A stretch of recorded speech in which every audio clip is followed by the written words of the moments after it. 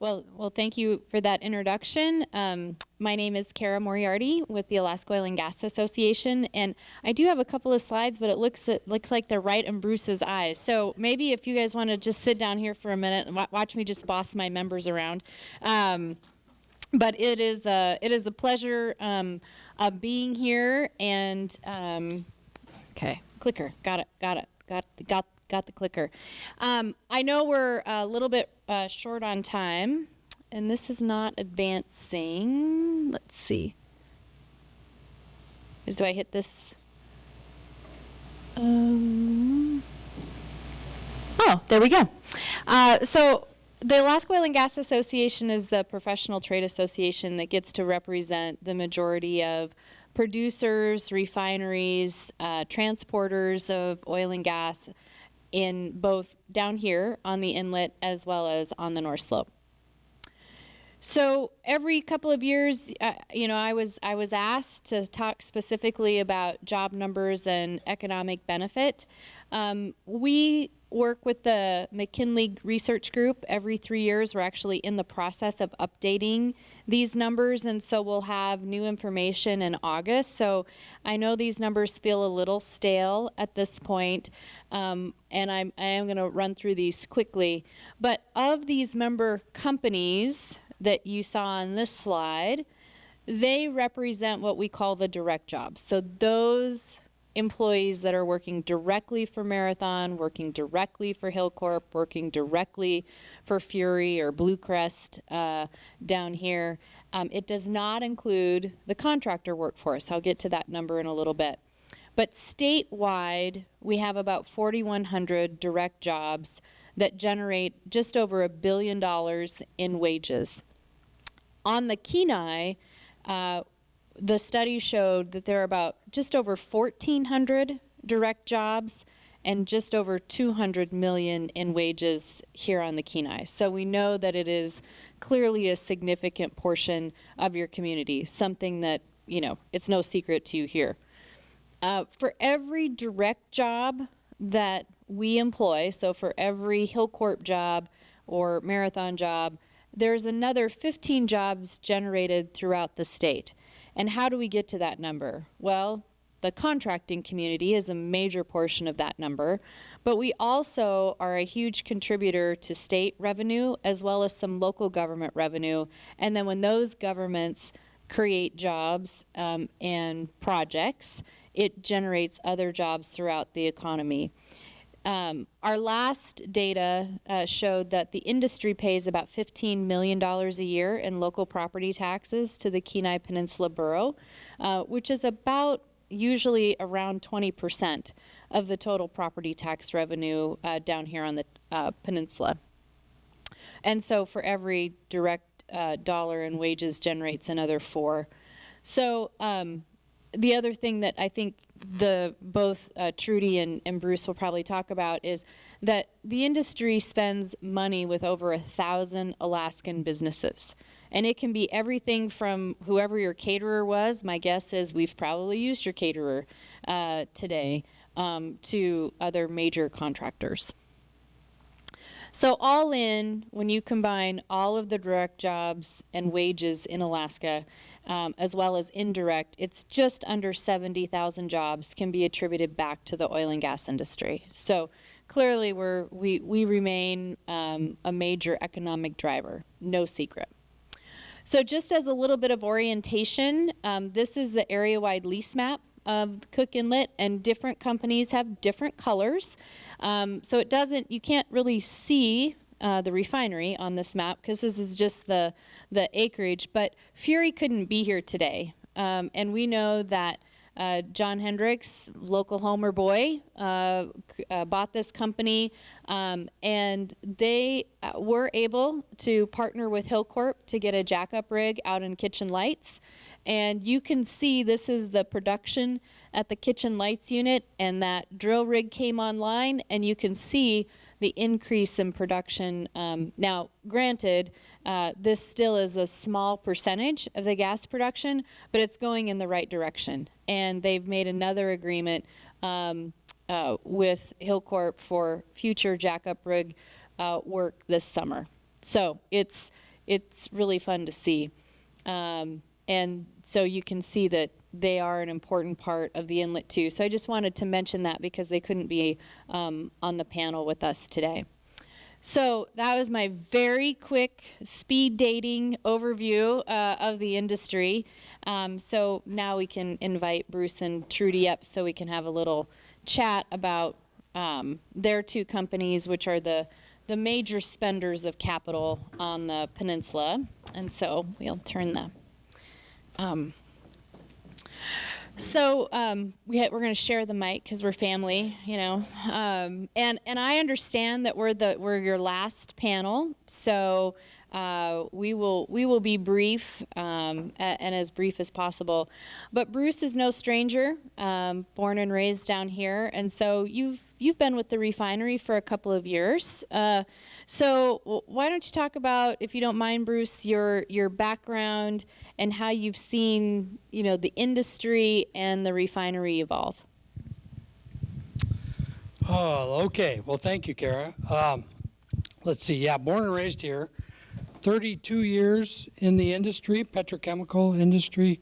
Started with Unocal in the early 90s as a junior woodchuck engineer.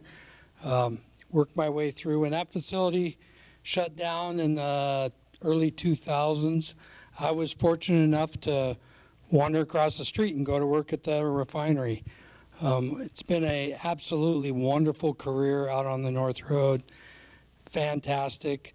That refinery was built in 1969 and is really the only industrial facility left on the North Road. You see a lot of cold iron out there right now. Hopefully that will turn around in years to come. But yeah, 1969 started with 17 employees producing, I think they were running 17,000 barrels a day of crude. So today, move forward to 2025, we have 250 employees and we're running 70,000 barrels of crude a day. So the industry, refining industry, has kind of seen that same progress. When I started my career, the industry had over 200 refineries in the U.S. Today, there's about 130. However, the capacity has not gone down. Those that remain are running more barrels. So the industry is still thriving. There's a lot of bad press about the industry, but we're still doing very well. The overall demand for our product is changing. You know, the gasoline demand in the U.S. is going down with EVs and other higher efficiency vehicles, but the demand in the world is increasing at a faster rate than we're decreasing. So overall, it's a bright future. Awesome, thanks. So Trudi, you work for Hilcorp, and Hilcorp's been down in the inlet now for over a decade. Hard to believe. It just feels like you're still the new bright, shiny company into town, but that's not true. And obviously the fields and platforms that you operate have been around for a long time. So, you know, what stands out for you as you think about these legacy assets and Hilcorp's Cook Inlet portfolio? Thanks, Kara. Hi, my name is Trudi Hallett again, and I'm the asset team lead for the Cook Inlet area. So, just a little background.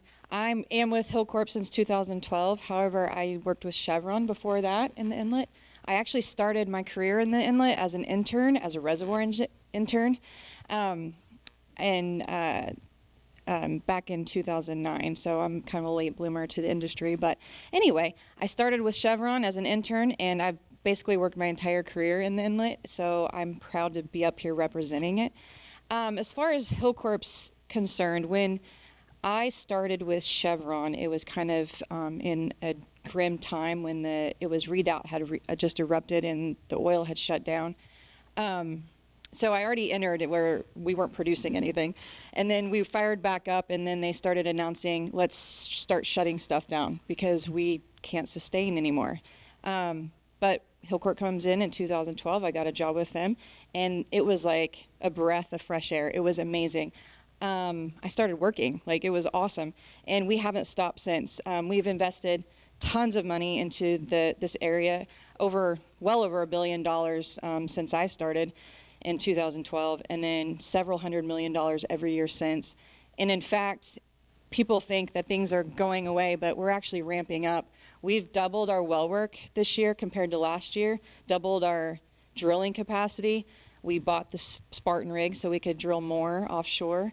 We have several land rigs running. We have lots of activity. It's not going away. We have construction projects, expansion projects. We're building new pads. So we are doing everything feverishly fast to keep going. And that's kind of the theme. We are focused on near term, obviously, embracing long-term agendas, and we are moving forward. So it's really awesome to see the activity level. We love it. I love it. I love the activity, and I hope everybody enjoys all the activity that we have. So. Thanks, Trudi. Bruce, you mentioned that the refinery's been there since 1969. So what do you do there? Like what actually happens? What do you think Alaskans should know about the refinery, the products you make, and the value you bring to Alaska? You don't want to know what I do there, right? You want to know what we do there. Yeah. Well, we produce the fuels that move Alaska. Is as simple as it can get. Basically, anybody here drive a Tesla into this facility today? Okay, we touch the lives of every person in this room today. We produce fuels from local crude, Cook Inlet crude, ANS. We have some light sweet that we also import, and we produce the jet fuel, we produce the diesel fuel, we produce gasoline, we produce propane, we produce the fuels that you folks use every single day. And we're proud to do it. We are the only refinery. There's 3 refineries in the state of Alaska. We are the only refinery that produces gasoline. So for the entire rail belt, we produce about 85% of the gas that's used in the state. We also export gasoline, so that's a whole nother topic. But so we produce enough gasoline to supply the entire state.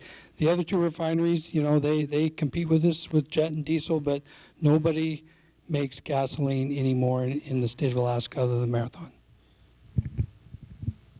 So basically, I need to blame you for all of the Jet A my husband puts in his airplane too, a little bit. We appreciate it. Yeah. Yeah. My credit card does too. So Trudi, as I mentioned, Fury is a producer in the inlet, but you're clearly the largest oil and gas producer in the inlet. And you mentioned, that you're spending a couple $100 million per year to keep that going. But can you expand on that a little bit more and what you see in the horizon? I mean, we know that the motto of Hilcorp is up and to the right, just like you saw the kitchen lights. That's what you're trying to do for all your fields and platforms. But can you just expand a little bit on what you're spending money on and what the folks down here on the peninsula can expect from Hilcorp spend down here in the next couple years? Sure. So yes, we have the new jackup rig. So I guess that's the big hot topic is the Spartan 151 rig that we have. It's seasonality. We can only drill in the summertime. Those legs aren't rated for the winter time. Cook Inlet, as you saw, the fastest tides in the world. Not only that, but you have ice sheets that are going and hitting the legs of the platform. But the legs of the jackup rig are not sustained to withstand the force of the ice. So we can only drill from May to about November, into November when the ice starts coming in, maybe a little bit later. So we drill about 6 to 7 wells, I would say. We could do max about maybe 8 a season. We have that full for the next 5 years, including Fury, as long as they're still drilling. They've committed to drill a lot more wells, so that's pretty awesome. Like they said, they have it right now to drill 2 wells, and then we'll take it and drill more wells off the Tionic platform.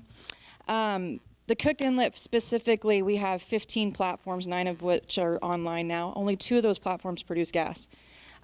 Cape Inlet offshore specifically produces about 33% of Hilcorp's market share. The rest of that is onshore facilities. And onshore, they're building new pads. They're exploring. We haven't stopped exploring. We're still looking for gas. That's purpose of the jackup as well. We will do freestanding post-hole drilling over the next 5 years to see if we can find more areas to develop. It's full force. A lot of that capital is doing workovers. Wells have been online and are producing. We call that, our base rate. Unfortunately, a lot of those wells will fall off or die, and we have to get on them with workover rigs and fix them. And that's just trying to keep our base going. I'm sure everyone understands, but as you bring a well on, it declines off. Our decline in the inlet overall is about 30%. So we have to keep drilling and working over wells to keep that rate flat year on year to deliver the 50 BCF of gas that we're entitled to, or we're just supposed to deliver to the market. And we've done it every year. We scrap and scrape, and we have a lot of grit and tenacity, but we get it done. That's the cool thing, is we just keep going, and diminishing returns with everything we do. So we just have to double down, and that's kind of where that money is going. So Bruce, you talked about the number of employees already at the refinery. So Trudi, I'll ask you this too. But as you think about for both of you, the number of direct employees that you have, but what else do you see as the most valuable economic contributor to the Kenai Peninsula for your company? Well, as I mentioned, we have 250 direct employees at the refinery. Those are 250 families. They are 250 taxpayers, and we are one of the largest taxpayers in the borough as well. HEA is probably HEA's largest customer. I don't know that, but we're probably very close. So we have a huge impact on the community, and every one of our employees are Alaskans. They're not just Alaskans, but they're Kenai Peninsula residents. So we don't have employees coming in and out. These folks are here. They're here 365 days a year, minus the week I let them go to Hawaii. But I would say the same. We have about 250 direct employees, but we also employ a ton of contractors. We have major projects going on. So just for instance, I mentioned the Tionic platform. We're doing a leg expansion. We're limited on our well space and our wells that we can actually drill in a platform, and we ran out of space. Well, the Tionic North Cook Inlet field is our most prolific gas producer, and we're like, how are we going to get more gas and drill more wells? Well, the only way you're going to do that is to expand. Well, how do we do that in a very sensitive area with we have belugas that we have to tend to? So the only way we were able to do that is make our leg bigger on one side, and we're adding 4 new drill slots so we can drill more wells next year. So that's a huge construction project offshore. Just 85 people out there, just alone with that, not to mention all the other aging facilities. So we are constantly using crews to inspect legs and just constant maintenance and keeping them standing out there since the early 1960s. So it's a feat. So it takes a team of people. It's just not ours. But so our contractor force is almost double of our actual employees. So they're very busy. Most of which all of our people actually live in Alaska. There's a handful that live out, but they're only on the places that you can rotate a 2-and-2 schedule. But that's not very far and few between. So I think just we have a couple of those guys, but and they mostly all live here as well. So that's giving back to the community. Just out of curiosity, because I've heard these stories, but just offhand or just estimate, how many of your employees are either second or maybe even third generation industry families? A lot. yeah, refining is kind of interesting because we create our own. I mean, there are grandkids that are working at the refinery, or their grandfather actually ran the refinery. Mark Necessary was our second plant manager. His son works at the refinery. completely, he's in IT, he's completely different field, but that's the great thing about a refinery is we take all kinds of disciplines, all kinds of folks. So yeah, we have a lot of legacy employees in our midst. Yes, we have brothers and cousins and husband, wives. We have it all out there. It's pretty awesome to see, but we'll take them. So looking to the future, obviously there's been a lot of headlines and discussion around what's happening in the inlet with gas. And we know that there are projects in the works to potentially import natural gas in the short term to meet demand across the rail belt. Bruce, do you want to just kind of give the audience an update on where that stands? Harvest is coming in to buy a facility of Marathon's, and can you just give us what's the latest and greatest on that? Yeah, sure, Carol. I guess I'll start with the refinery, right? We're taking crude oil, it's cold crude oil, and we have to get it very, very hot. And we have to cool it off and get it hot multiple times. It takes a tremendous amount of energy. And in order for a refinery to be competitive on the West Coast market, you have to get that energy at a reasonable price. And today, we struggle. We cannot get the amount of natural gas that we want to receive at the price we'd like to receive to stay competitive long term. So, that decline that folks are seeing out into the future for the residents is on our doorstep right now. We feel that today. Today, we are burning products. I'm burning butane, propane. I'm burning things that I would otherwise sell just to keep the refinery operating. So as far as importing LNG, we have that facility, not our area of expertise. So, Harvest has come in. They would like to look at the facility and potentially start importing LNG. We're 100% in favor of it. Right now, they're in the due diligence portion of the project. So they are on site with their engineers, going through with a fine-tooth comb, making sure that the assets are what they think they are. And if so, I think it has till June or July, they'll make an investment decision on whether they want to purchase that and import LNG. As far as Marathon's opinion on importing LNG, we are rooting for everybody. If Harvest can come in and import LNG, that's great. That's a supply that we can utilize. If Trudi and her company finds the next big find, we're going to support them. John Hendricks, Benji down south with Blue Crest, we're rooting for all those folks, and all we're looking for is more gas. The decline that we are seeing is going to hit all of us soon. But by the time it hits the homeowners, I'm afraid the refinery will be cold. So we're rooting for it to happen and happen fast. Thanks for that. And Trudi, I know that you're not from Harvest. We know that it's a separate company. But does Hilcorp have a position on this project, and do you care to talk about it? I can't talk to the operational part of what they're doing right now, but we are in favor, obviously, of all. We're in a collaborative state. Just like Bruce said, we want everybody to win. We need the gas.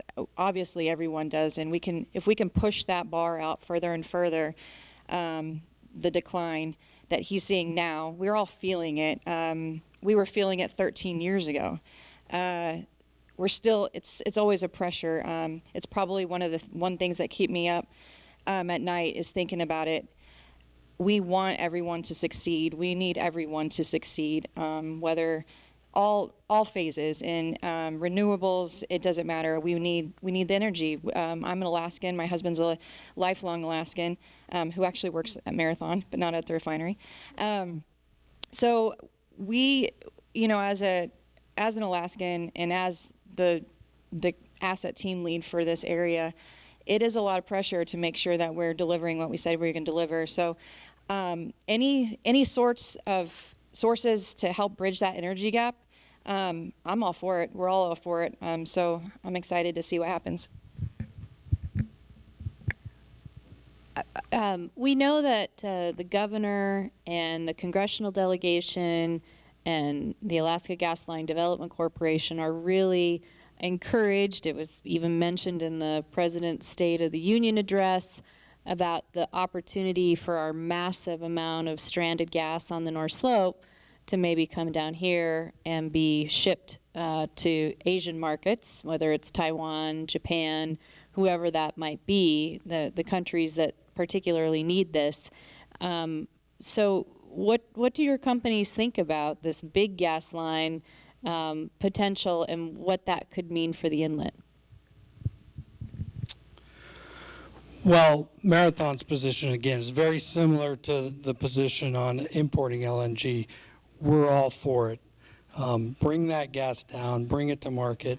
Me personally, lifelong resident of the Kenai Peninsula, wow, can you imagine what that would mean to this community if we had that amount of gas coming into Cook Inlet? Just the ability to talk about starting up the chemical plant again or building this massive LNG facility, you know, besides the fact that the refinery could have access to some additional natural gas, it would be such a boon for this entire community. Who could ever root against it, really? Oh, totally agree. By the time that thing gets built and down here, we're probably going to need it by then, in all honesty. But yeah, absolutely. I mean, we're going to, you know, being my pragmatic self, I'm really focused on the near term right now.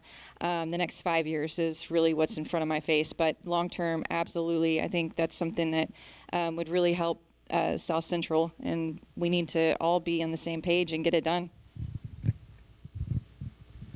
Okay, Cassidy, I'm going to be pretty close. This is our final question. And it's going to be an easy one, but what is the best, I mean, both of you have worked in the industry for a long time. So what is the best part about working in the industry, and why should a young person think about taking your job someday? Well, we saw the Amazon lady up here, right? Talk about her bucket list. You know, I meet every year, I meet people who are on the Kenai Peninsula because they are spending their life savings to do their once-in-a-lifetime vacation. And for me, that's just another Tuesday, right? So we get to live here. It is one of the most beautiful places on earth, and yet we get to live here, work here. We have great jobs with good pay. We can raise our families in these communities and raise our kids and our grandkids, and hopefully my grandkids will get to experience what I got to experience, which was opportunity. Jobs at the refinery, they're vast. I mean, from accountants to engineers to operators to welders to pipe fitters to scaffolders. We run the whole gamut of skill set, and we give almost anybody in the community with some skills, we give them an opportunity for an excellent paying job. So my favorite part is going to work every day and working with fantastic people. And that's what we have at the refinery. I think that's what we have across the entire industry. So that's what makes me most proud. Oh, I can't top that. That was good. No. What else can I say? I mean, that's exactly the truth. Whether it's energy, right? So we have to figure out a way to bridge the gap between traditional and new stuff, and we need great minds to do that. I would always push the trades. Like, I work with amazing. We have so many people out there where the information technology, I mean, the things that you can do in that realm is insane. The welders, the construction workers, process tech, I mean, you name it, there's so many opportunities, and we cannot find enough people. And if that's the struggle we have right now, we cannot find enough people to fill the jobs that we need right now. A lot of them, I don't know if this is a problem with you, Bruce, but they're flooding to the slope. you know, so keeping people here local is a real thing, and it's a real struggle. So I encourage everybody to encourage their children or their cousins or their friends to get into the industry. And I mean, from anywhere from truck driving to anything, it's a real struggle to find the people. So it's not going anywhere. We're going to be around for a long time, and I would encourage anybody to. So. Well, obviously, I hope that we're ending your forum with a lot of optimism, even though the North Road is not as busy as it was. I know exactly what you're talking about. When I went out to Fury's operations last summer, it kind of, you know, does look a little bit ghost townish driving that road. But we know that there is a future both with the existing facilities and with some major big potential hopefully on the horizon. So I know we're kind of like 10 minutes after, so I'm sure Bruce and Trudi and I would stick around for any questions, but we'll turn it over to you so you can close it out and folks can get on with their day. And thank you very much for the invitation. One question. Oh, one question. I'd love to hear about, because I know that Marathon has a kind of a job shadow, and you guys have CTE and kind of skill building in the school district. I'm wondering how you, with workforce development, kind of a really big theme of today's event. I'm wondering how you guys do workforce development and encouraging people to enter in, like middle schoolers or high schoolers. How can we do that better, and how can we do it with you guys? You know, how can an entity like us and us work with the school district and have you, how can we kind of intersect all of that and keep it? Well, great question, Cassidy. And one of the tenets of operation that I tell the employees day one, as soon as they come on site, one of our tenets is we operate at the pleasure of the community. So the expectation is that every one of our employees is involved in the community. And part of that involvement is getting into the schools. We just send engineers into every middle school in the district. Well, we call it E-Week. We actually partner with HEA on that. And with that, we're hoping to inspire some kid to be the next engineer. Hopefully, Trudi or I will get to hire them someday. So beyond that, we partner with Kenai Peninsula College with their process tech program. Most of our operators come to us with a process tech degree.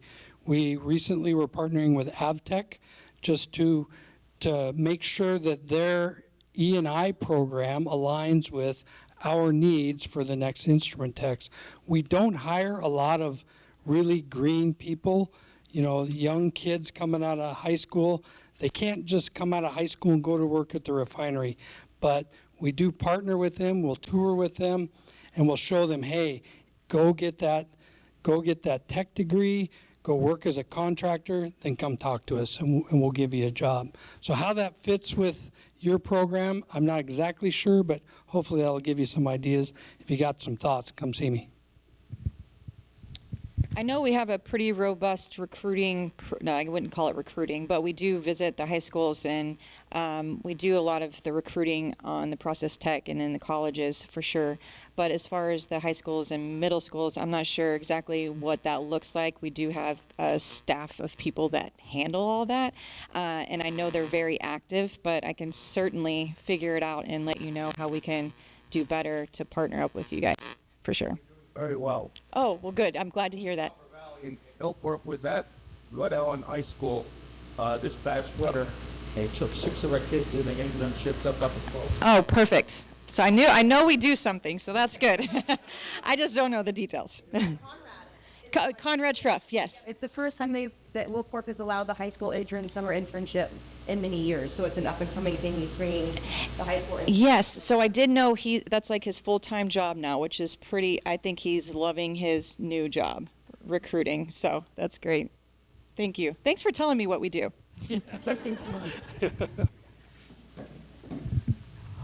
Oh. I'm going to say that, Bruce, we like to look at network engineers and first aid and workshops that actually honestly and not info out efficient. I think that's really impactful. for the young kids to actually be able to say, these are engineers that work right there. I'm very much happy. Yeah, thanks for that, Marnie. I know those young engineers, you know, they love getting in the classrooms. They're all a little nervous when they start, but when they come out, they're always really rejuvenated. It's a good program.